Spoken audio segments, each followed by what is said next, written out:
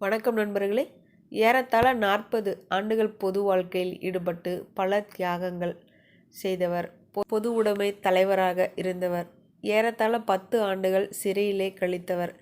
காந்தியவாதியாக, சுயமரியாதை இயக்க வீரராக, தமிழ் பற்றாளராக, அனைத்திற்கும் மேலாக பொது உடைமை இயக்க தலைவராக படிப்படியாக உயர்ந்தவர். தன்னை ஒரு நாத்திகராக அறிவித்து கொண்டவர் ஐயா ஜீவானந்தம் அவர்கள். கலை இலக்கிய உணர்வுள்ள ஜீவா ஐயா பெரும் இலக்கியவாதியாகவும் பத்திரிகையாளராகவும் திகழ்ந்தவர். குடியரசு, பகுத்தறிவு, புரட்சி, ஜனசக்தி, தாமரை போன்ற பத்திரிகைகளில் கவிதைகளும் ஆய்வு கட்டுரைகளும் எழுதியவர். பாரதியின் பாதையை பின்பற்றி பாமரர்களை எழுச்சி பெறச் செய்து பல பாடல்களை பாடியவர். பொது உடைமை கட்சி கூட்டங்களில் முதல் முறையாக தமிழ் இலக்கிய பெருமைகளை பேசி தமிழ் கலாச்சாரத்தோடு கட்சியையும் வளர்த்தவர் ஜீவானந்தம் ஐயா. வைக்கம், சுசீந்திரம் தீண்டாமை இயக்கம், சுயமரியாதை இயக்கம் இதில் எல்லாமே பங்கேற்றவர். 1952ஆம் ஆண்டு வண்ணாரப்பேட்டை தொகுதியில் சட்டமன்ற உறுப்பினராக தேர்ந்தெடுக்கப்பட்டவர். நாகர்கோயிலை அடுத்த பூதப்பாண்டி இவருடைய சொந்த ஊர்.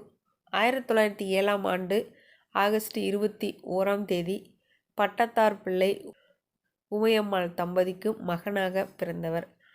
பெற்றோர் இவருக்கு இட்ட பெயர் சொரிமுத்து ஐயனார். இவங்களுடைய கிராம தெய்வத்தின் பெயர் இது. ரொம்ப சின்ன வயசுலேயே நாடகங்களை எழுதி அதை இயக்கக்கூடிய வல்லமை கொண்டவராக இருந்தவர். கவிதை தொகுப்புகளையும் நாடக கதைகளையும் சின்ன வயசுலேருந்தே எழுதிட்டு இருக்காரு.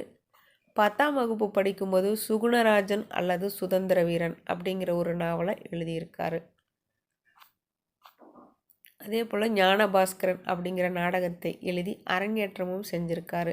ஜீவானந்தம் ஐயா அவர்கள் அரசியலில் எதிரணியில் இருந்த காமராசரால் பெரிதும் மதிக்கப்பட்ட ஒரு நபர். இந்திய சுதந்திரத்திற்கு பிறகு மிகவும் வறுமையான எளிமையான வாழ்க்கை வாழ்ந்தவர் ஜீவா ஐயா அவர்கள். இலக்கிய பெருமன்றம் அப்படிங்கிற ஒன்றை தன்னுடைய இறுதி நாட்களில் ஆரம்பித்து அதை திறம்பட நடத்தி வந்தவர். ஜனசக்தி நாளிதழையும் தொடங்கியவர். தாமரை அப்படிங்கிற இலக்கிய இதழையும் தொடங்கியவர். பட்டுக்கோட்டை கல்யாண சுந்தரம் அவர்களுடைய நிறைய பாடல்கள் இவருக்கு மிகவும் பிடித்தமான பாடல்களாக இருந்தது. பெண்ணுரிமை கீதாஞ்சலி அப்படிங்கிற கவிதை நூல் வெளிவந்தது.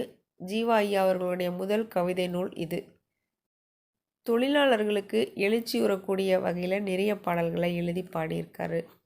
தொழிற்சங்க அமைப்புகள், இதனுடைய போராட்டங்கள், தொழிலாளர்கள் அப்படின்னு ஜீவானந்தம் ஐயா தொழிலாளர்கள் போராட்டம், தொழிற்சங்க அமைப்புகளோடு போராட்டம் அப்படின்னு ஒன்றுக்கொன்று பிரிக்க முடியாத ஒரு விஷயமாக இருந்தது அந்த காலகட்டங்களில்.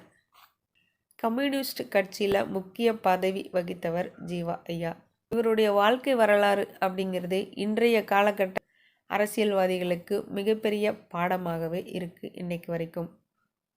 ஜீவானந்தம் ஐயா அவர்களுக்கு தமிழ்நாடு அரசு மணி மண்டபம் கட்டியும் தபால் தலைகள் வெளியிட்டும் கௌரவம் செஞ்சுருக்காங்க.